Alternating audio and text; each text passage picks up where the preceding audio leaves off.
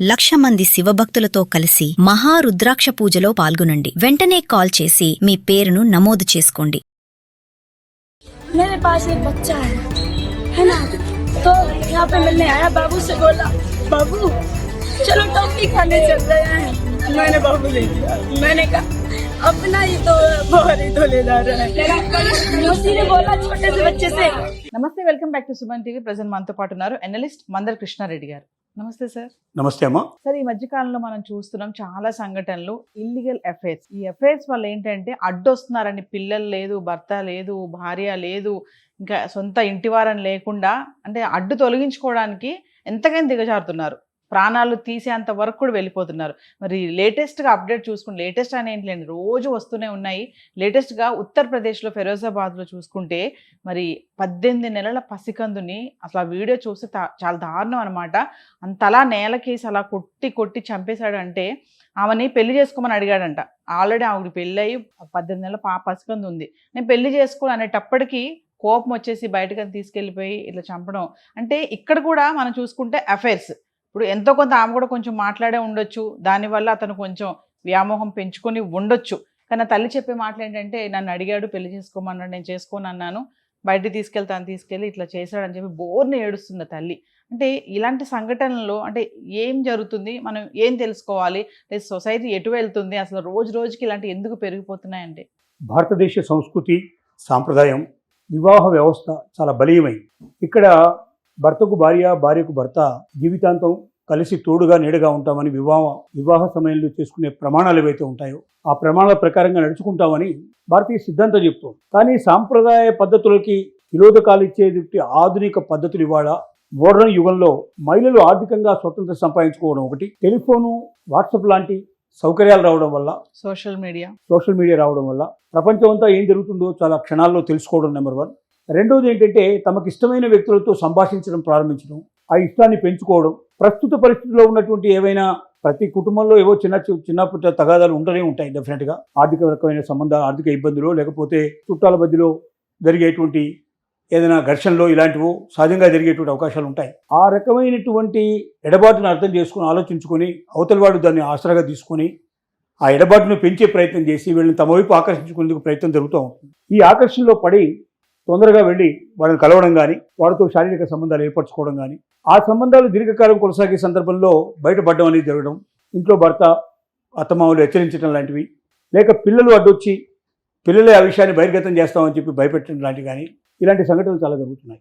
లేక పిల్లలు అడ్డంకిగా ఉంటారేమో అనుకొని కూడా ఊహించుకునే ఆలోచనలు జరుగుతాయి. ఇలాంటి ఒక సంఘటన ఉత్తరప్రదేశ్లో జరిగింది. అక్కడ ఆ జిల్లాలో జరిగినటువంటి సంఘటనలో మనము ఒక వ్యక్తి తన బ్రదర్కు సంబంధించినటువంటి ఫ్యామిలీ, అంటే దూరం చుట్టంగా ఉండేటువంటి ఫ్యామిలీ, ఆ అమ్మాయి కూడా చిన్న వయసే, భర్త భార్యల మధ్యలో గొడవలు ఉన్నాయి, అత్తగారింటి మధ్యలో గొడవలు ఉన్నాయి, అత్తమామలు విపరీతంగా తనను వేధించేవాళ్ళు. ఆ వేధిస్తున్న సందర్భంగా బహుశా అక్కడ చెప్పుకోవడానికి తన తప్ప మరి ఇంకొక అవకాశం లేనప్పుడు తన కష్టాలు, తన కన్నీళ్లు, తన బాధలు అతనితో వెలిపుచ్చుకొని ఉంటుంది, బహుశా చెప్పుకొని ఉంటుంది. దాన్ని ఆసరాగా తీసుకొని తన మీద ప్రేమ పెంచుకొని నన్ను పెళ్లి చేసుకోమని ఆ అమ్మాయిని అడగడం జరిగింది. అప్పటికే 18 నెలల పసికందుడు తనకి. ఆ పసికందుడు తను బతుకుతోంది. తనకు పెళ్లి చేసుకోవడం ఇష్టం లేదని తను తన తల్లిగారింటికి వెళ్తానని వాళ్ళ అమ్మగారు తీసుకొని వచ్చేసింది, తల్లిగారింటికి వచ్చేసింది. వచ్చిన తర్వాత కూడా అతను ఆ ఇంటికి రావడం, తనతో సంభాషణలు కొనసాగించడం, తనను బలవంతం పెట్టే ప్రయత్నం జరగడం, ఇలాంటివన్నీ జరిగాయి. దీని తర్వాత ఆ పసికందు ఉండటం వల్లనే తనను పెళ్లి చేసుకోవడానికి ఇష్టపడలేదు, ఆ పిల్ల మీద ప్రేమ వ్యక్తం చేయడం, పిల్ల ఉన్న తర్వాత నేను ఎలా పెళ్లి చేసుకుంటాను అనేటువంటి భావన వ్యక్తం చేయడం, ఇట్లాంటివి కొన్ని జరిగి ఉంటాయి బహుశా. వీటన్నిటిని ఆసరా చేసుకొని ఆ పిల్లని తొలగించినట్టయితే తమ పెళ్లికి అడ్డంకి తొలగిపోతుంది అనేటువంటి భావంతో అతను ఆ అమ్మాయిని బాగా కొట్టి విపరీతంగా చంపేయడం జరిగింది. ఆ వీడియో చూసి చాలా దారుణంగా ఉంది సార్. అసలు చాలా దారుణంగా చేయడం జరిగింది. దీని తర్వాత పోలీసులు ప్రవేశించడం, అతను అడవులకు పారిపోవడం, అతను వెంబడించి పట్టుకోవడానికి ప్రయత్నం చేసే సందర్భంగా అతని కాలికి తుపాకీ గుండు కూడా తగలడం జరిగింది. తర్వాత అతను తీసుకొచ్చారు. తర్వాత ప్రాసిక్యూషన్లో అంతా జరిగిపోయింది. ఇక్కడ మనం అర్థం చేసుకోవాల్సిన విషయం ఏమిటంటే, ఈ మధ్యకాలంలో ఇవి చాలా ఎక్కువగా పెరిగిపోయినాయి. అంటే ఒక రకంగా ఇద్దరి మధ్య జరిగేటువంటి ముఖ్యమైన ఈ అసంకల్పితమైనవి కావచ్చు, లేకపోతే ఇల్లీగల్ కాంటాక్ట్స్ కావచ్చు, ఇవి బాగా పెరిగిపోవడం. ఈ కాంటాక్ట్స్కు అడ్డుగా ఉండేటువంటి వాళ్ళు భర్త అయినా, పిల్లలైనా, తల్లినైనా, తండ్రినైనా కడతీర్చడం ఒకటే దీనికి పరిష్కార మార్గం అనేటువంటి ఒక మూర్ఖపు ఆలోచనకు వస్తున్నారు. సినిమాల్లో చూపించినంత సులభంగా హత్యలు జరగవు, సినిమాల్లో చూపించిన సులభంగా తప్పించుకుపోవడం జరగదు. ఖచ్చితంగా ఇవాళ 99% ఏ హత్య జరిగినా ఖచ్చితంగా ఇది బయటపడి తీరుతుంది. కారణం ఏంటంటే ఇప్పుడు ఎంతగా పెరిగిపోయింది సైన్స్ అంటే, టెక్నాలజీ ఎంత పెరిగిపోయిందంటే, ఒక ఫోను ఆ వ్యక్తి దగ్గర ఉండి అతను ఏ ప్రదేశం ఉదయం నుంచి రాత్రి దాకా ఎక్కడెక్కడ తిరిగి వచ్చాడో మొత్తం టోటల్గా అతను వెళ్ళినటువంటి రూట్ మ్యాప్తో సహా టోటల్గా ఇచ్చేటువంటి అవకాశం ఉంది. ఎక్కడెక్కడ ఎంతసేపు ఆగాడు, ఏ ఇంట్లో ఎంతసేపు ఉన్నాడో చెప్పగలిగేటువంటి గూగుల్ ట్రేస్ అవుట్ సిస్టమ్ అంతా కూడా వచ్చేసింది. ఫోన్ లేకుండా మనిషి బయటికి పోవడం చాలా కష్టంతో కూడుకున్న పని. ఎందుకంటే ఎప్పటికప్పుడు ఏం జరుగుతుందో ఇన్ఫర్మేషన్ ఇవ్వాల్సినట్టు పరిస్థితి ఉంటుంది కాబట్టి ఫోన్లు కంపల్సరీ తీసుకెళ్తారు. తర్వాత ఏదైనా ఒక సంఘటన జరగాలంటే కొంతమంది మాట్లాడుకోవడం, సంభాషించుకోవడం కంపల్సరీ జరుగుతుంది. అదంతా ఫోన్ ద్వారా జరిగేటువంటి సంభాషణలే, లేక చాటింగ్ ద్వారా జరుగుతుంది, లేకపోతే వాట్సాప్ ద్వారా జరుగుతుంది. దేని ద్వారా జరిగినా ఇది విషయాలు బయటకు వస్తాయి. అంటే ఒకప్పటిలాగా ఈ రకమైన సాధనాలు లభ్యం కాకపోవడం వల్ల చాలా హత్యలు బయటకు వచ్చేవి కావు. ఎక్కడో తీసుకెళ్లి పూడ్చిపెట్టేస్తే జీవితాంతం బయటపడకుండా ఉండేటువంటి సంఘటనలు కూడా చాలా ఉన్నాయి. అలాంటి వెర్రి భ్రమంలో, వెర్రి ఆలోచనలో, క్షణికావేశం లోపల హత్యలు చేసేందుకు సిద్ధపడటం అనేది మాత్రం అది క్షమించరాని నేరం. ఖచ్చితంగా 99.9% వాళ్ళు బయటపడి తీరుతారు.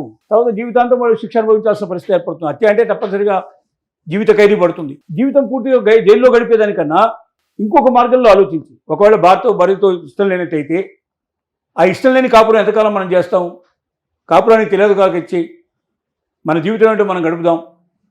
పిల్లలు ఎవరైనా ఉంటే పిల్లలకి ఏదైనా ఆటోమేటిక్గా చట్ట ప్రకారంగా ప్రాపర్టీస్ వస్తాయి. తండ్రి సంపాదించిన ఆస్తిలో లేక తాత ముత్తాతలు సంపాదించిన ఆస్తులోంచి తప్పనిసరిగా పిల్లలకి ఆస్తి వస్తుంది. దాన్ని ఎవడు కాదనడానికి వీల్లేదు.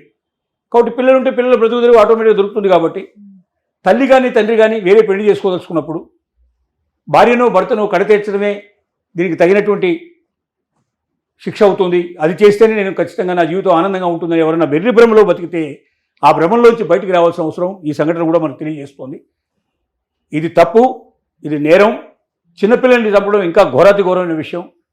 పిల్లలు అడ్డొస్తున్నారని వదిలించుకోవడానికి మీకు ఇష్టం లేకపోతే జీవితంలో మీరు తప్పుకోండి. మీరు ఆ పురుషుని జీవితం నుంచి కానీ స్త్రీ జీవితం నుంచి శాశ్వతంగా బయటకు వచ్చి మీకు కావాల్సిన దారి మీరు వెతుక్కోండి తప్ప ఇలాగా అమాయకమైనటువంటి జీవుల్ని హతమార్చేటువంటి పరిస్థితి మాత్రం తీసుకురావద్దనేది ప్రపంచానికి అందరికీ మనం ఇచ్చేటువంటి ఒక ఆలోచన, ఒక సందేశం అని చెప్పక తప్పదు. Thank you.